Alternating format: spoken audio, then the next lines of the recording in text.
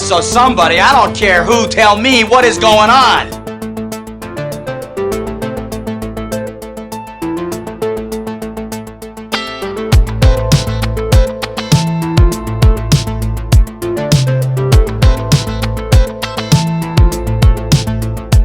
Hello folks, welcome to Seismic Cinema, and tonight we are going to review the 1986 classic Big Trouble in Little China, which is my favourite film of all time. So you'll know what score I'm going to give it. Tonight we have got Wee Wang, the Fourth Storm, aka Paul. How you doing, mate?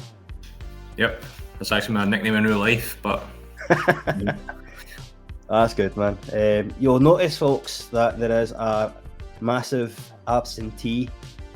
Colin, do I call him the Podfather? I don't know. But he is otherwise engaged tonight, so it is myself, Henry Swanson, aka James, hosting, and tonight the inmates are running the asylum. What can we do to mess things up, Paul? oh mate, it's just gonna be absolute chaos. But you know what? It might be a bit better. This could be the way forward. This could be Seismic Cinema's like evolution without Colin. Like, this is the first time he's not been here in 99 episodes. So this could be the way forward. Like, see if the numbers go good, then I think we should just release Colin. Release something that we need.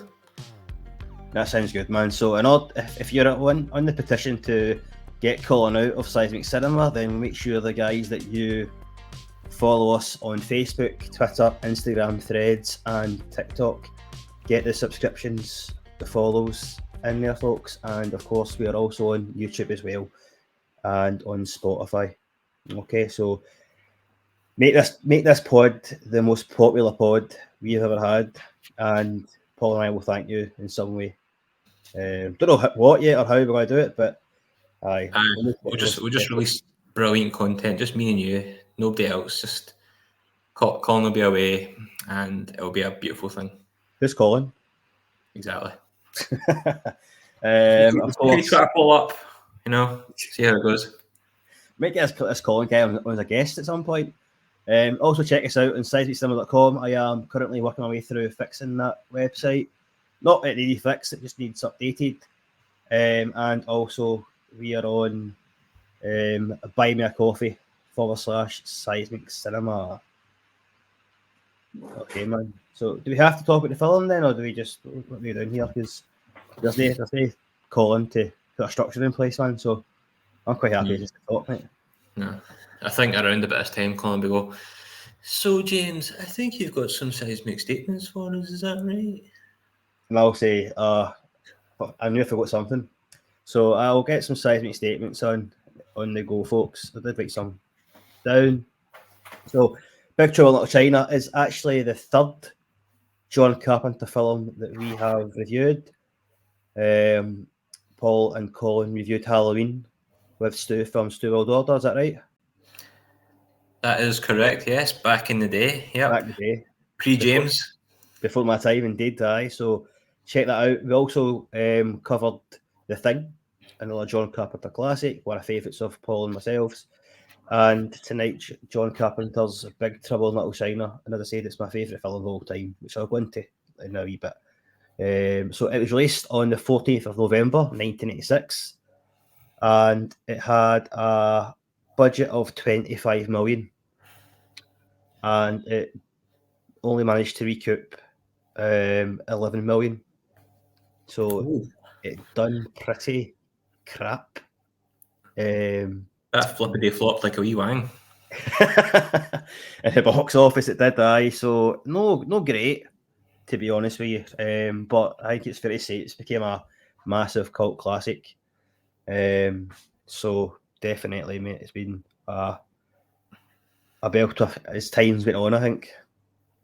It's quite funny how a couple of Carpenter films have been like that. Like when they first came out, they've been not well received, and then they get this cult following much later in life. It's a talent, I'd imagine. It might be like, yeah, hire me. It won't be a success right away, but it's thinking 20 years time, we'll be jamming. Aye, so and we'll talk about possible remakes later on. So I'll give my thoughts and opinions on that. I'm probably at this. I think people who are on these podcasts and listen to us, I'm hoping that they have watched it.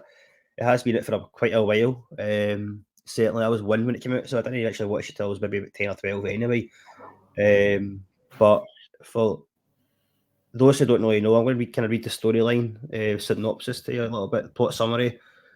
So basically, Jack Burton, Kurt Russell, is a trucker, and he gets caught up in some Chinatown's kind of magic era, and it's all over a girl with green eyes, and he gets caught up in some magic, some baddies and goodies, get some old style karate.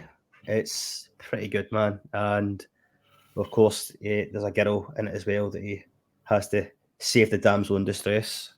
So, so it's a film everybody should see. If they haven't seen it, then what you doing? It's on Disney. Get it watched. Aye, it's such a mixed bag, isn't it? It's just there's a little bit of everything in it. It's hard to pin down what it actually is. Aye. Did you manage to get any kind of trivia for the film, Paul? Or? I think I've seen wee bits and pieces. I did read a bit before. I think was it Wang? They tried to cast Jackie Chan as first. All right. But they didn't think his English was good enough. So they ended up going with the actor that escapes my name because I forgot to look up the cast list and their names. Dennis Dunn, who's also That's the one. He's also in another Carpenter film, and that name escapes me now. Actually, the one about the Prince of Darkness. That's what it is. He's in that. I haven't even seen that. You know, there's quite a few John Carpenter's cast. It's kind of features noise films. Kurt Russell being one of them. Because I was also learning the trivia as well. Like Kurt Russell didn't want to do it because he'd been in a couple of flops, and I think John Carpenter was like, "I don't really care. I just want to make a movie with you in it." So he wasn't too bothered about it. I think he just kind of did it for a bit of a favour and a bit of fun. There's quite a few trivia on this. I'm not going to go through them all because there's an awful lot. Hey, James, you're hosting. Colin's not here. You can do what you want. You can go through them all if you want. Right, okay. Let's start at number one then. Right, okay. So one of the things I did find actually quite good was that Kurt Russell isn't actually the protagonist in the film. It's Wee Wang. I'm sure I read somewhere that they had to have Kurt Russell in there because just having Wee Wang, I'm just going to refer to him as Wee Wang now, is the kind of main protagonist in the film. It wouldn't sell, it wouldn't capture the audience. So Kurt Russell was the guy thrown in there, which I found quite interesting. And now that I think back, he is the main guy, isn't he? So yeah, because I never really realized that before. Because like when I was a kid watching it, I was always like, "Oh, he's the hero." And then I watched it this time around. I was like, I'd heard something before about that. I think I'd listened to a podcast like a couple of years ago, and they were talking about it, saying that it's basically like the movie's kind of like you're seeing it through his kind of story, and I basically Wang's the hero. Yes, Wee Wang. And Kurt Russell is just kind of there bumbling about, and he does contribute somewhat to the story, but he kind of just is like us because he's asking all the questions that we wanting to ask. Aye, exactly. It's like what, why, how, and so it's in the end he's always got a pivotal part in it all, but certainly he doesn't really do much during the film. He's just kind of get told what to do and things. Some trivia I've just came across there. Actually, I didn't know this. Actually, it's quite actually apt because Kurt Russell turned down the lead role of Connor MacLeod in Highlander to appear in the film. Both movies were made and released by 20th Century Fox. Yeah. I heard that in What's the Script, because they just did Highlanders or season 3 finale, and they were talking about that. Aye. So didn't realise that Kurt Russell was in the. Oh, he turned it down certainly. I wonder what Kurt Russell would sound like with a Scottish accent. I don't want to imagine that actually. Can you do a Kurt Russell accent from this film, a John Wayne one? As we'll talk about favourite quotes, mate. I'll try it. I'll try it.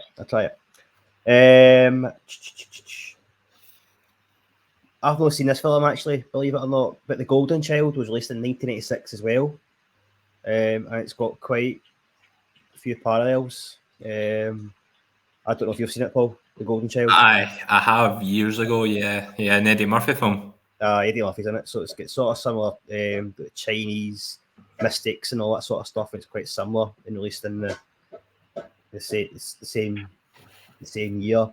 Yeah. Just kind of flicking through. They're calling in here to hurry me along, so that's good. And I think what was it? Aliens was getting released like 2 weeks later or something from this film. So I think all the hype was for Aliens, and this kind of got a bit overshadowed. Overlooked, aye. Kurt Russell based Jack Butler on John Wayne. No, I knew that. And he based Snake Plissken on Clint Eastwood. So Snake Plissken is from Escape from New York, which is another class film. That is real good. Did you ever play Metal Gear Solid? Oh aye. And there's like favourite games ever, man. Aye, Snake Plissken's in that. Aye. I think I said to you before, man, but there was a massive lawsuit on that. Oh, you did actually. We talked about this before, I think, didn't we? In an pod. Aye, that was in the thing, I'm sure. I could go here forever, man, but certainly I know one of the things that struck me was that Mortal Kombat Raiden based a character on Lightning, the one of the 3 storms. What was your favourite storm? Favourite storm, man. Was it lightning, thunder, and Rain? You see more of thunder, I reckon, in the film. That's the fella that explodes, isn't it? Yeah. You see more of him, so I'm probably pushed to see him, but I think that we just the visual effects of lightning, especially when he goes to the brothel. He's like the roof gets taken off. Yeah. So I think that was good. I think you get more time with, because when he goes through the Wine Kong, it's thunder that takes them through and all that sort of stuff, and he speaks. Mm-hmm. I think there's one storm that doesn't speak. Can't remember now. I think it's lightning. I think he doesn't really speak. I think he just kind of goes. Just makes facial expressions, doesn't he? Aye. I didn't actually watch this film before coming on. I did, just because I've seen it that many times, mate. So I'm pretty confident I could actually just talk about it. We should do a scene by scene breakdown. I could do, man. Let's do it. No, I mean, I did like when What's the Script they done the start to finish when they did their pods initially. I actually quite liked that. It's just kind of I felt when I was listening to them that I was actually in the film. I mean, I could just visualize it because the films that they done before hadn't like no seen for ages, sort of stuff. Aye, and they picked up every single wee thing. So what you're telling them is they need to change back to their old format. Not at all. I quite enjoyed the new format, to be honest. But I think if you want to go back to the roots, then I'd be happy to hear maybe a few episodes. Do you know what I mean? But I do like it. If you are interested in any more trivia, guys, then get your asses to IMDb and read it for yourself. Or hit us up on Twitter. Now James has got access. He can hit you with all the facts. If Columbus here, he's like, oh my god, James just swore. Oh no. Right, okay, so that's the trivia out the way. We'll go into your favourite scenes then, mate. We'll talk about quotes thereafter. What is your kind of favourite scenes for the film? My favourite scenes. I think I don't know. It's probably just because it's just like super cheesy and just a bit out there. It's when like Egg Shen and Lo Pan are like fighting, and he's got the crystal, and they have like this kind of mystical battle, and like I don't know how you would explain it, like just like a projection. And it's like the two warriors fighting against each other, and using the light from like a crystal and Lo Pan's powers, and then you see Lo Pan going like that as if he's playing like a computer game. That's right, with the thumbs and stuff. I was just like, oh, what is that? But it's just something that sticks with me. One before they go into the actual battle at the end, where they're going through the bills of the what do you call it? Lo Pan's China. layer. Aye. I can't remember the name. She's getting Is it like what is it? Something Wing- of the Wing Kong, the dead trees or something? Wing Kong. So they're going down underneath all that stuff, and then it's they get to the bit where they're going to go and face Lo Pan in the Three Storms, and it's like Egg Shen has got the 6 bag. He's like, "You drink this." And he goes, "What is it?" And so it'll make you brave, sort of stuff. They drink it. He goes, I feel brilliant. I feel awesome. And then Wee Wang goes like that. I've got a very positive outlook in life. As they're going down in the elevator. So that was a good scene. There's a Jack that says like he feels invincible or something. Aye. So I feel sort of invincible. And he goes, yeah, I've got a very positive outlook in life. So that was good. Just a wee one. I think the bit where you meet the Lo Pan and the Three Storms at the very start in the alleyway when the Wang Chi and the Wing Kong are fighting each other at the funeral.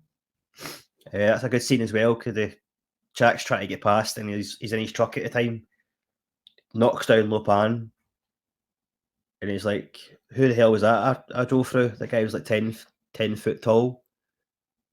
And then just that whole fight scene with the Three Storms and stuff totally wiped out everybody. Yeah, because I was confused when I first watched that because I always thought the Three Storms were like killing everybody, like the Wing Kong and the what are they called, the Wang Chi. Wang Chi. The Wang Chi. Oh my god, that rock on. Because I always got, when I was younger, I got confused. I was like, oh, they're just killing each other. And what is it? Is it Rain with the back scratchers? Aye, that's right, man. I've said Wang Chi, mate. Wang Chi's actual like Wee Wang. That's his name. I don't know why I said Wang Chi. Obviously, I know well, man. So I'm still coming to Wang Chi's the protagonist of the film. So apologies. So what's the good guys called again? So Chang Sing are the good guys. The Wing Kong of the Lord of Death. They're the bad guys. But I remember that as well because see when that whole fight scene in the alley, it was like you went away from it, and then Lo Pan shined that light in Jack's eyes. He went underneath, came back out to get his truck. There's nobody there. They're totally wiped out. But when I first seen it, I was like, everybody has been wiped out. I didn't see any of the Wing Kong. It was just the Chang Sing. It was getting battered. I didn't see any of the Wing Kong anywhere, so I thought maybe they were all dead. So I'm not really sure, but obviously they were somewhere. They were going somewhere else, whatever. I mean, I don't know, but they were gone. So that was a good scene, mate. I enjoyed that one. I was actually going to say that's probably one of my favourite parts as well because I didn't know what to expect. That's when it kind of turns from a kind of kidnapping, like a serious movie, and then that's where it kind of swings into the kind of fantasy. That's the first time it swings into the fantasy type. Aye, because at the kidnap the women at the airport, don't they? After these kind of joyriders, like just basically Chinese triads, it seems like, and it's Jack follows them to the alley where they basically see the Three Storms and Lo Pan for the first time. But I enjoyed the first scene as well, man. See not the first scene, but see at the start when he's going through, he's delivering his the meat from the Pork Chop Express, and he gets in any kind of gambling and all that with Wang and all his pals, and he wins all the money off him, and then he goes, well, that's time. Gives the money. He goes, no, it's double or nothing, or nothing on double. He says, and it's, I bet I can split this bottle in half.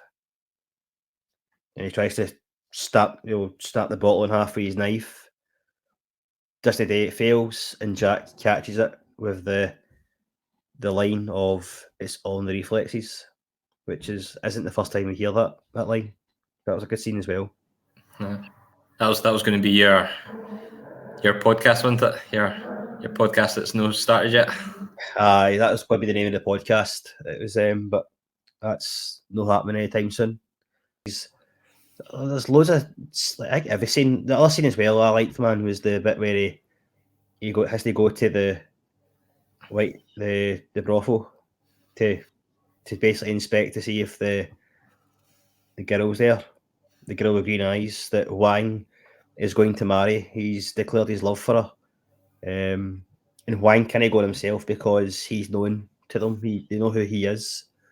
So Jack offers to go in, and they know Wang about the brothels, don't they?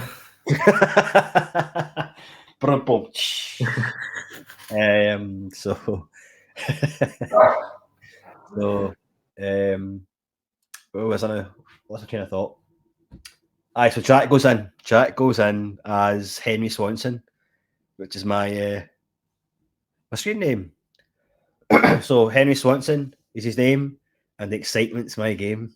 And he tries to get information because he wants to be with the girl with green eyes. He knows that Chinese girls are very rare; they don't come with green eyes. So he knows that if she's there, then she's there. But the woman says that there's none there. So he knows that something's wrong. And at that point, that's when the three storms take over, and the three storms basically take her to Lo Pan because Lo Pan needs the girl with green eyes. He needs the girl with green eyes to marry her so he can break the curse that he's under, because he's a frail old man, is Lo Pan, isn't he? Aye, it's weird, isn't it, when you see the ghosty version, and then you see the wee frail guy in the. It's just a weird. I never understood it when I was a wee kid watching it. I just didn't get it at all. And then, so he's trying to appease a demon that's cursed him or something. So if he marries this lassie, he'll get his physical body back, but will he keep his powers? I think so. Yeah. No, maybe not, because at the end of the film, actually, you don't see him. You see him as actually a human, don't you? You see him as he's no got that kind of mystic. But I assume he's got his powers, actually. Because yeah, I don't really know. Because he must have powers if he was going to take over the world. He couldn't just do it with any street gang. I mean, eggs get powers, don't he? So I don't see how Lo Pan would just be diminished all his powers, because he had to become mortal to take over the world, didn't he? Take over the planet or whatever it was. Is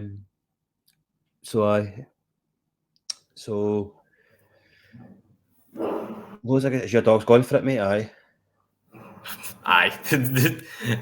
They found a toy and they're playing tug of war over it, so that's what that noise is. What kind of dogs you got on? Dalmatian and Old English Sheepdog. Oh, nice. So they're just mental, like, they're all right, and then as soon as the podcast starts, like, nah, we're just going to fuck shit up. So he has to appease the guy who basically put the curse on him, and to do that he had to marry a girl with green eyes, and he knows how rare that is. But saying that though, through the film, Jack asked that question. Jack goes, it's been all these years and you haven't found the girl with green eyes? He goes, well, come on, what's the script here? Do you know what I mean? What's going on? And he's like, there's been others, but obviously not to his standard. So I think Lo Pan wanted to have the Chinese girl with green eyes who came from his province and stuff like that, you know, it was meant to be So there has been others, but just not the ones that he wanted. Saying that though, I don't really. If he wanted the curse to be lifted,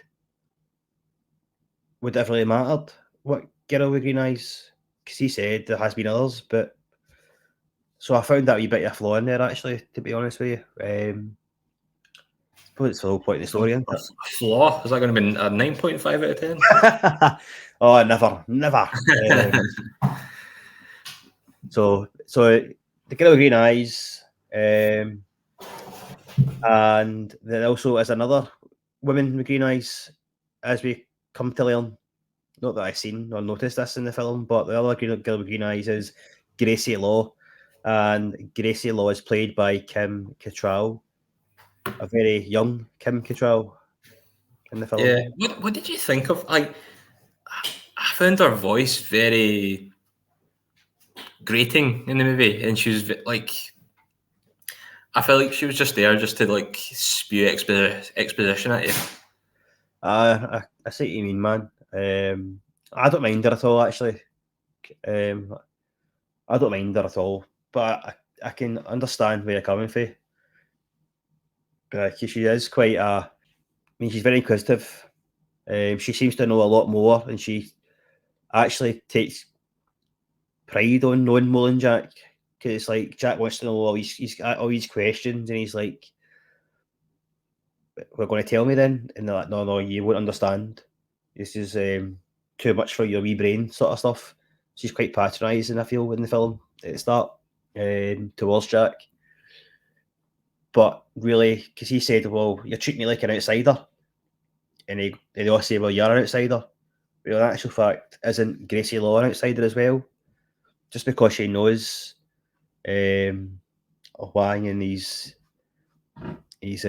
grandfather owns a restaurant, and they're in that same circle, doesn't really mean that she is in the know, sort of stuff. She just wants to basically bring down Lopan, David Lopan, because he's corrupt as fuck. Aye. I don't know. It's just I felt like sometimes she was like saying stuff. She'd be like, "Oh my god, that's the Wing Kong guy. They're the scariest thing. This, and they do that." And it's just like you said that a lot of stuff that you probably didn't have to say. It just felt like she was just like laying everything out in a big statement. Right? It's just not something somebody would speak. If you know what I mean. It just felt really weird to me. But I don't know. See, since I've started doing podcasting, I feel like I'm just like a pure cynical bastard now. No, like dissecting films, man. Do you know what I mean? It's what I like doing. I try not to dissect this film too much, because I don't want to lose my love for it. Aye, hey. So I don't want to lose, because I obviously talk about foreshadowing a lot in films and sort of stuff, and for this one, I just see how it is. Do you know what I mean? I just go back to my younger self, and I'll watch this film easily 3-4 times a year, man. Yeah. So before we get back to the film, why is this your favourite movie? Is there any specific reason, or does it just bring up any certain memories of it, or is it just what is it about it? Well, because I remember it's just on the television, man, when I was younger. So like I say, at the start, I was maybe 10 or 12 or something. Can't remember now. But I was young anyway. And I just remember the scene I remember the most is the one in the brothel with lightning striking and kidnapping it, and you see the 3 storms for the second time, and it was just wow. It was just like, what is this sort of film? Do you know what I mean? So I was basically introduced to it. My dad was watching it, so he was. Look, my dad loved the film. It was just on, and he watched it. My dad did that, and then I was like, enthralled. I was like, "Oh, I'm trying to sit and watch this now." And not that I remember much going on in the film. It was just like action, fighting, and just magic. So I was like, "This is pretty good." This, just until I was a wee bit older that I watched it again. So I remember that film, and then it did bring back memories. You know what I mean? So it's quite nostalgic for me that way, where I would just think back to that moment that I sat down and watched it for the first time, man. And if anybody says anything bad about it, I will defend it till the cows come home. I will, really, really will. So, be careful with your rating at the end, young man. Aye. That's fair enough. Like, hey, I was the exact same way with The Thing when Colin put it a wee bit. I was ready to run into his house and drop kick him in the face. I was a ball head away for leaving the seismic script chat when they started talking about the the remakes. I was like, no, can't happen. No. Not I don't know how they would do it. Like, it's fair enough, like updating the effects and stuff like that, but you can replace Kurt Russell doing that. We're going to talk about the remake in a wee minute, man. Or talk of it. So how come? What's your kind of background with the film then, man? I think I'm kind of like the same as you. Like, it's one of these films. I think me and you are probably similar. I think we watched a lot of films before we should have been watching them. Like, I was watching this when I was like pretty young, like in the 90s. I'm a 90s kid. I know you're an 80s kid. I'm a 90s kid. So I think I probably just watched it on TV. And because like back in the day, like you're into all these kind of like Teenage Mutant Ninja Turtles, like Three Ninjas and all that kind of stuff, anything with martial arts really, anything fantastical, kind of just caught your imagination. And like this film is just like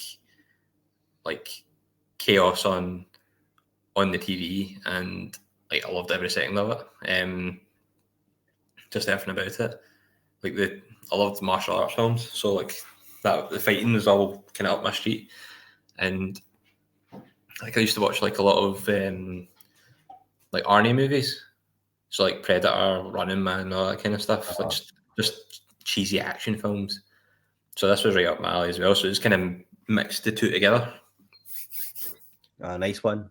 Talk about Arnie films, man. I went through a phase when DVDs were at the highest, man. I owned every Arnold Schwarzenegger DVD.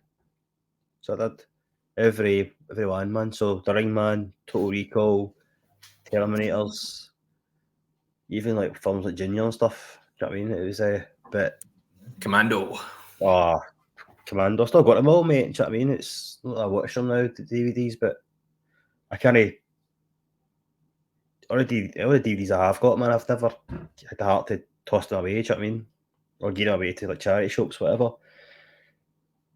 But I went through a massive Arnie phase. I did. It was just like all the one-liners, and it would just like be brilliant.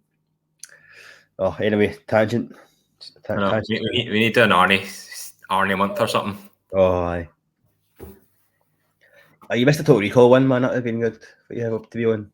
I know. I do like Total Recall, and I actually didn't mind the remake. So I know it's completely different, but no, I refuse to watch the remake. I've got no idea what it's about. Or it's literally nothing to do with the Arnie one. It's nothing really connected to it except from the names. Really, it's a completely different. I think the story's more adapted to the book. I think. Aye. There's one of my mates said that it's basically they don't go to Mars. No. It's like Earth, isn't it? Like go down. Aye. There's a big tunnel through Earth, and they travel up and down between. I can't remember where it is, in like London and wherever, like China or something like that. Aye. Nah, I don't think I'll watch it, man. It sounds shite. It is different. It's like nothing. There's nobody with 3 boobies or nothing. Is there a Benny? But I don't think I've got 5 kids to feed. I don't think so. Bryan Cranston's in it. All right. I think. Keep a bottle of white in there. Aye. Right. Okay. So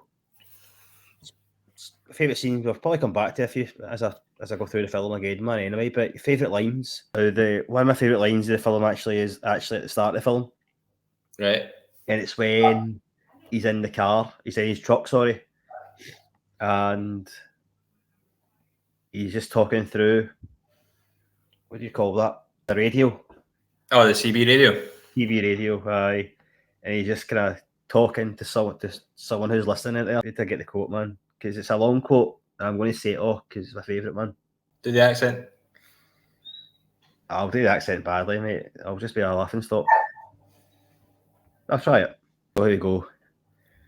So the quote he says in the truck, it's when some wild owl 8 foot tall maniac grabs your neck and taps your back of your favourite head against the barroom wall and looks you crooked in the eye and asks you, "Have you paid your dues, Jack?"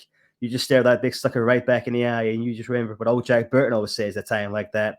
"Have you paid your dues, Jack?" "Yes, sir. Check is in the mail." I like it. Very well done. Not a good accent. Apologise to Jack Burton. Kurt Russell. Any American out there. I felt like I was on a podcast with Kurt Russell there. It was uncanny. Another one I've got before you go again, mate. He goes before he goes to the brothel, and I'll just look instead at him, and he goes, "Okay, you people sit tight, hold the fort, and keep the home fires burning. If I'm not back by dawn, call the president." Now that sounds like something off Escape from New York. Aye. Right. I'm going to go a bit David Lopan. Hopefully this doesn't come across racist. Should we have the slaver in at the start of this, man? Aye. What's the script say?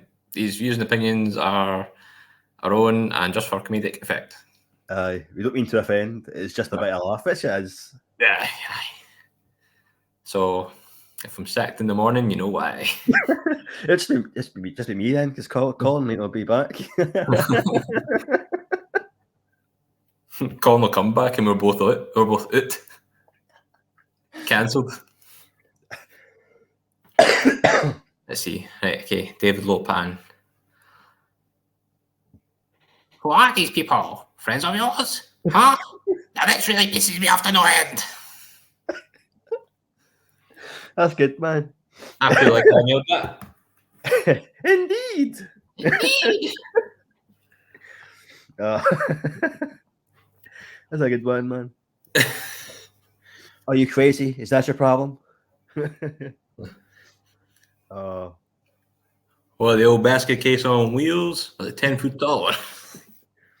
Oh man, it's a good film. It's just full of humor. It's such a weird film. Like, because like there's action, there's people dying left, right, and center, and then you just got Jack Burton like cracking like these kind of monologues or like one-liners all the time. Even the bad guy, he's not scary at it, and he's just like when he's in the wheelchair and that, he's just like, the hell is this? What is this wee prune talking about? But yeah, but one thing though, the set design on the place is pretty good. Oh, it's crack, isn't it? See Lopan's Lair when it's got like the skull that's all lit up and all that. Oh, aye. There used to be the DVD menu as well, so I had it in DVD obviously, and it was it would always so I went to sleep at night. It would always, if I watched it, it would just continue to play, just that music, do do do do, and it would just be that on all night, man. Some DVDs would just play again and play the full film, but this one just had that, and I remember it and being pure loud at one time when I was sleeping, and I couldn't find the remote to turn it off, and I just couldn't be asked to get in my bed to turn it off. But aye, that whole his lair in the Wing Kong, man, that was brilliant. Well, that's one thing we actually didn't even touch on was the music in the film. John Carpenter likes a wee banger. Oh no, he done the music for Halloween, didn't he? Did the Halloween did the thing, didn't he? No, he didn't do the thing. He didn't, did he? But I think he did the music for this. I think the thing was Enrico someday. Aye, as you're right. Yeah, but he did the music for Halloween, like you're saying, aye, and we all know how iconic that is. And then you get this one. I think he said because it was easy to go down the route of like making it like pure cheesy, like Asian sounding music because it was like a kind of martial arts vibe, and he didn't want to do that, so he made it a mix of his usual synth and rock and roll. Aye. It's a damn fine choice. Oh, superb, mate. So it is. I'm going to go down the goofs and the factual errors in the film as well, which I found interesting. All right. I don't even know any, so that should be interesting for me. So it says, although the three storms are Chinese, when they reply to Lopan's command, they answer hi with "Hi," which is Japanese for yes. Oh, so is Lopan Japanese or is he Chinese? He's Who's Chinese. Japanese then? Is it just a goof? Is that what it is? It's just a goof, aye. It's just a All right. got set carpenter sort it out. Not that I noticed that or anything. No, I must admit I'm a bit rusty in molds, Japanese and Chinese. Jack Burton fires his semi-automatic pistol, and its sound is deep, low pitched in real life. However, the sound effects used is a sharp, like a old Western revolver, which probably it says it's a mistake, an error, but if he's talking about John Wayne and stuff like that, do you know what I mean? I don't know. Aye, because did they not want to make it like? I'm sure there's somewhere as well. Like they wanted to make this as a western in like the 1880s or something like that, but then they modernised it. So you could be right. It could be something like that. Just a kind of thingy, a wee callback to what it should have been. Aye. We're just creating stuff for this, so like giving excuses now. Obvious fake knife that Jack holds between his teeth. That's also one as well. It's like a wee toy knife. Was that when he's swimming or in the sewers? Aye. There's a few continuity errors as well, man. The shirts change colour and all that sort of stuff, but you get continuity errors bloody all the time, don't you, in films? Aye. TV films. There's one in what is it? Do you watch any of the Marvel films? I've seen most of them, mate. All of them, aye. Probably the new ones, right enough. I think it was Infinity War or something, and Ant-Man, he's like in the van trying to. Oh, it was Endgame. Maybe Endgame actually, and he's trying to send Thanos back in the time machine they had in the back of the van, and then in the next shot, you see a big massive Ant-Man in the background fighting, and I was like, oh, I noticed that. I bet nobody else has noticed that because I've never seen it before. And I went on Twitter and like it's been like about 1 billion people had seen it. I was like, bugger. No, I didn't notice it. It's there somewhere. It's in the end fight. You see a big Ant-Man fighting, but he's actually in the back of the van trying to sort the time machine or something. God's sake, man. It happens in these multi-million pound films, let alone these 25 million 80s films. So, aye. But I'm quite good for spotting continuity, so I'm quite sad I missed them. I'm quite. I like to be notice these wee things. Aye. So that's that, man. There's a few others, man. But if you're interested, guys, just check it out, man. So I think it's time to talk about the remake now, mate. Or potential remake. Apparently, there's a list out there. There's a list out there that Chris from What's the Script says that all the films on this list have been remade, rebooted in some way, shape, or form, man. And this is on the list. So I remember there was talk a good while back about it all, and it was the talk about The Rock playing Jack Burton, and what's his name? Kevin Hart. Kevin Hart playing Wang Chi, which would be a crime. It would be an absolute crime. It just shows their unoriginality that's left in Hollywood, isn't it? Like they can't leave it alone. They have to rehash old ideas, and then try and put a modern twist on it. And like that'd be terrible. Like I would not pay money to go watch it. No, it'd be another boycott. That'd be a total recall. So it would, and it'd break my heart something to do it, man. But films should be left untouched. This is one of them. Just because now it's got a kind of cult following, whatever. Don't just make films for the sake of it. Do you know what I mean? Aye. Just come up with an original idea. I know everything's been done to death anyway, but like, what's the point in remaking a well-loved classic? Like, you see all these horror films get remade, and they come out now and they're just dug dirt. I think Poltergeist got one of the worst scores ever. I've never seen Poltergeist right enough, but I heard it got like a terrible score. You get like Rob Zombie did the Halloween remakes, and I tried to watch the first Rob Zombie Halloween and I absolutely hated it. I couldn't get through it at all. It was just like, it felt like I was watching, I don't know, but I just felt like they were making like Mike Myers to be like white trash, trailer trash. Was that what went back to his childhood days? He was in school and all that sort of stuff. Aye, and he was just like an asshole and abused and all that. And it's just like, this is weird. Like, and it was just like every second word was a swear word. Aye. And it was like, Did he not look like a wee younger version of Jack Black? Is that? Did I remember that right? I can't remember now, man. I think he had blonde hair, but it wasn't far off it, I don't think.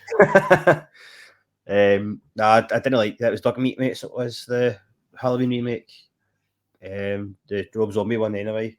Aye, no. I didn't mind the newer ones, the 2018 ones in that. They were okay. I just think that what you're saying, mate, about the whole Michael Myers at that point, going back, I like the whole mystery of Michael Myers. You didn't really know what he was like as a kid. You know, he murdered his sister, didn't it? Aye. But anyway, that's another pod. Another pod. But I can just imagine somebody taking this and I don't know, like, what would they do? They'd probably have bloody what's his face? Oh, Smith's boy is like Egg Shen because he was in the Karate Kid or something like that, the new Karate Kid. And I think that Lo Pan guy, is he still kicking a bit, like alive? James Hong, mate. Aye, James Hong is. But he's just old as hell. I'm not sure what he is now, man. But I was watching Big Bang Theory. So you get them on like E4. Aye. He's in that, so he is as well. He's in Seinfeld. He's in loads of stuff. Every time I watch a film or a program, I'm like, there's Lo Pan. I think he was like one of the first Asian actors to get a star in Hollywood. What do you call it? Oh, the Walk of Fame thing. Walk of Fame thing, aye, that. So yeah, that was good. Aye. You ever seen Balls of Fury movie? Aye. Nice, funny that. That's good, man. Christopher Walken too. Aye. Oh, we should definitely do that as an episode. That is class, that film, man. Yeah. Oh, good. So the remake should not be happening at all, man. But nah, I would definitely boycott. Like you're saying, it just like I don't know. Like you can imagine all the fancy CGI going into it and just totally losing the charm of it all. And I don't know, how do you replace those characters? Like you can replace those characters with modern day equivalents. It just wouldn't be the same. No. They could try. No doubt the budget would be a lot more as well, but I don't know if it'd be enough just to. Yeah. Like, could you make a sequel? But I don't know. They didn't. They brought out a series of comic books actually on it. Aye, so I'd go with a few, and they just discontinued it, man. So basically, it continued off where the film ended, basically. So it had that wee monster in the back of his truck. Oh yeah. And basically, Jack found the monster, and he's basically kicking about like his dog. It was like a pet. I was like a pet, man. He's like, I want him here and all that sort of stuff, man. He's like, going places, and it turned out to be a wee bit daft. To be fair, the comics and probably why he got cancelled, but just leave it now, mate. Do you know what I mean? It's there's times past. I actually went to the cinema to see it. No, at 1986, not 1 year old. I mean, like in the anniversary in 2016.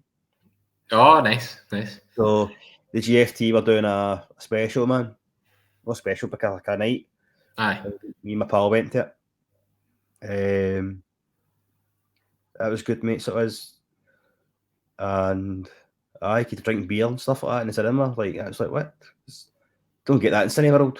Do you not get any smoking potions there? I sluck in my 16 in bag, mates. I did as well, man. Felt pure invincible during that. But it was mental, man, because like there's loads of folk dressed up and stuff.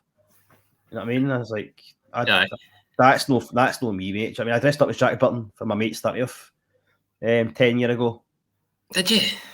So he went to Lopan and I went as Jack Burton, mate. Let me send the pictures. They're cracking. I'm gonna need these photos for the promos, mate. Aye, it's fine, mate. I send them on to you. So we both agree there's no sense to remake. Nah, that would just be a nostalgia money grab, if anything, and it would probably tarnish the original. I'd imagine. Like, no good can come from this. Nah, definitely not, mate. So we'll come to our review then, our Seismic Stars. So I think it's fair to say that everybody listening, watching will know that I'm going to give us a 10 out of 10. The reason be it just pure nostalgia. It's just a fun film. Do you know what I mean? It's chaos. It's like I don't know, about an hour and a half long or something like that, man. But it doesn't feel that I'm pretty sure. It goes in so quick. There's so many good lines in it. The cast is cracking. It's just pure fun. So 10 out of 10 for me, mate. What about yourself? It's gonna be a tricky one. See, when I was thinking about this earlier, before I watched this, like, this was like a good solid 9 out of 10 for me. Like, loved it, absolutely loved it. And then I don't know if it's maybe because I was watching it with my girlfriend, and she was enjoying it until it started getting kind of mystical. Uh-huh. And then that's when she just totally lost interest. And then I don't know if it's maybe just rubbed off on me that I kind of lost a wee bit of the sparkle on it. It's a hard one because I did enjoy it. A couple of bits where I was kind of like when Wang's spinning through the air fighting Rain. Aye. It's a bit cartoony, but I can deal with it.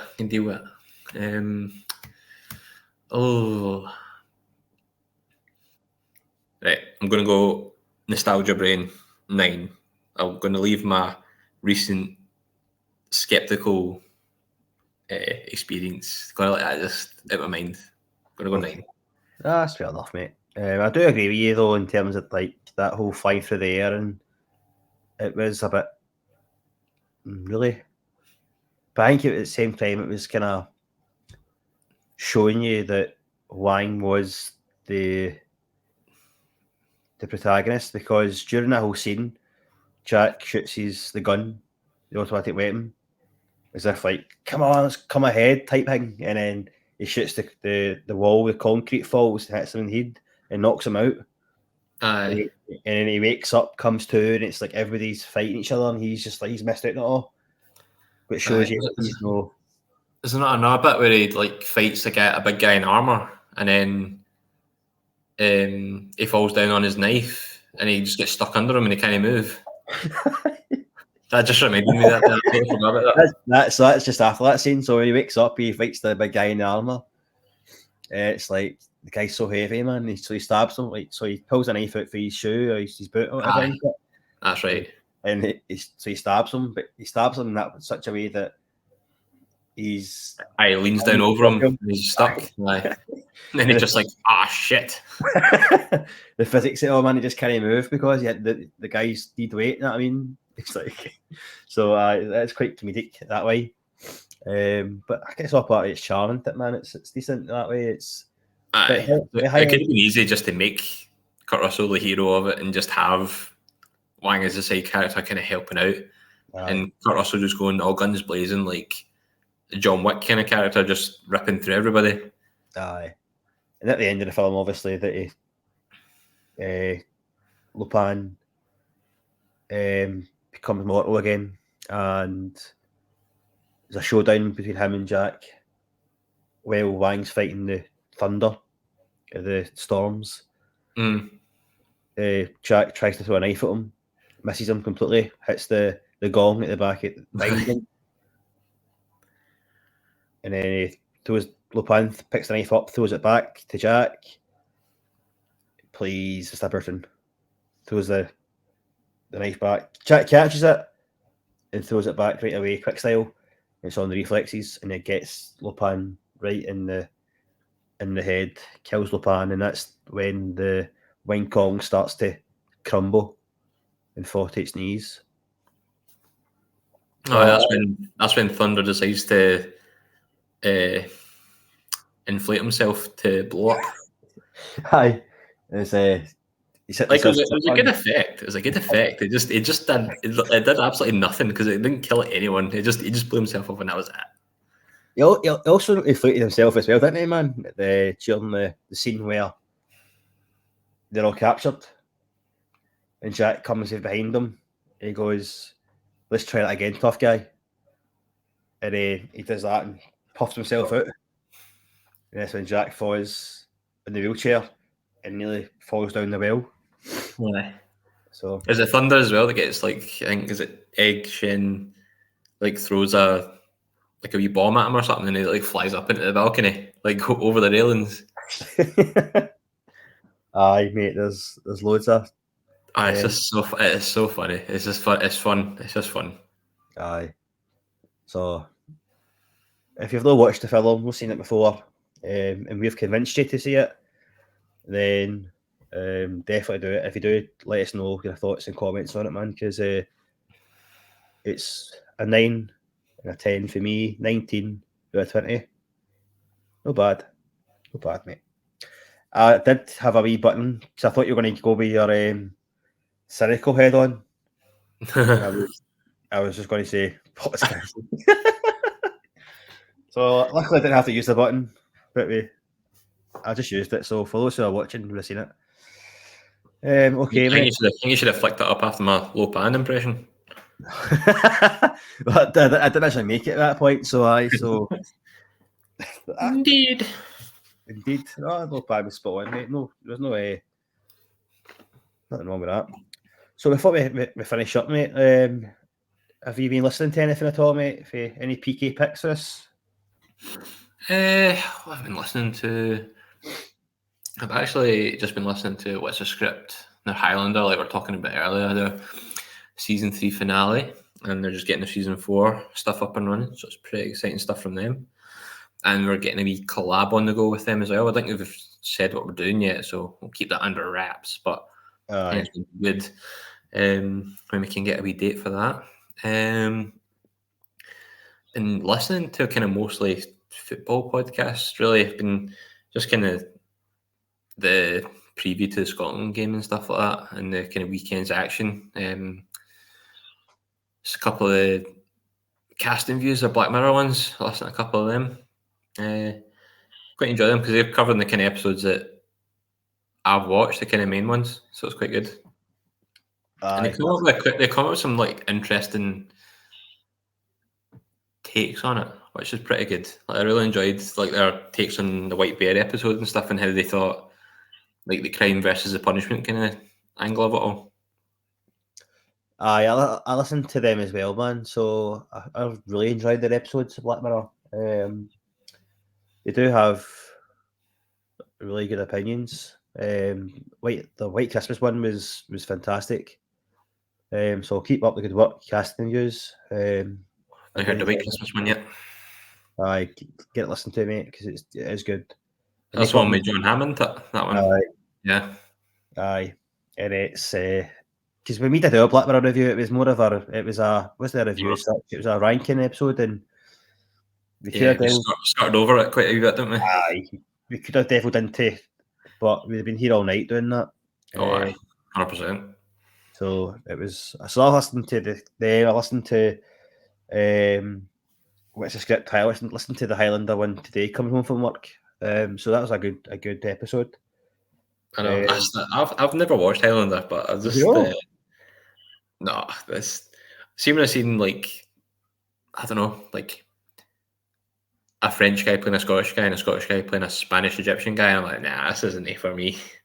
This isn't it for me at all. Aye, I mean it is daft, but it's meant to be. Do you know what I mean? It's who else is in it? Sean Connery. Aye. I remember, man, but it's class. So Clancy Brown's in it. Aye, Clancy Brown. So he is. Clancy Brown. Can't forget about Clancy Brown, man. I was listening to Diabolical. Do you ever listen to Diabolical? No, I've not. No, Yeah, quite good. There's like 4 of them, and like, you go through the movie and the plot and all that, and talk about it, and then the evil scheme that the bad guys try to do with, they rejig it and do it their own way. How they could have done it better, and like some of it was quite serious, and some of them are just like totally just batshit crazy, and it's really funny. So yeah, Diabolical is pretty good as well. One, the Grace Taproom, Mike and Tabby. I don't know if you listened to the Texas Chainsaw Massacre episode. I did, yep. So they did one on Blumhouse top 5 and worst 5 movies, like horror movies from Blumhouse, and that one was really good. So that's all I've been listening to this week so far. I'll give them I'll give that episode a shout in, guy. I do enjoy my horror films, mate. Oh. Aye. Okay. I think so. Before we do go, then, guys, we do appreciate your support. If you wouldn't mind, keep on telling your friends, sharing, liking everything that we do. We've got 113 subscribers now. We managed to get somebody, so thank you for that. We do want to try and get 150 before Christmas. Unlikely, but with your help, I'm sure we can get closer to it. So please help us making our channel grow and our podcast thrive, etc. So follow us on Facebook, X. I never call it X. It's always Twitter. Nah, I call it Twitter. Twitter, man. I don't know why I said X. I got my how you Twitter you get you'll be on it for so many years. Aye. Congratulations. Well, I put a thing on Twitter to say that I was forced on X.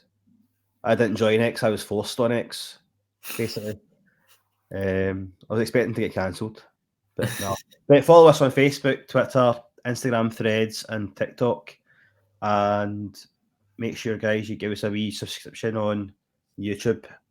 I know. Doesn't cost you anything, but means the world to us. It does. Aye. Like I say, it helps us grow. We want to be popular. So, aye. Gets us on the algorithms. Aye, indeed.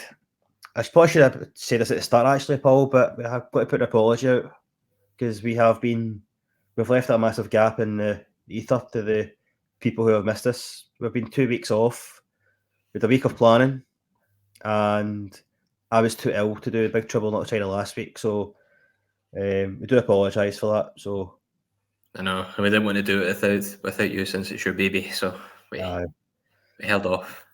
No, I do appreciate that, mate. That's good. And was it we're doing next week?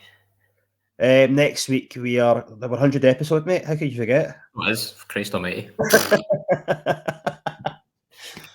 So I pay attention at these planning meetings. Mr. McPlanet. No.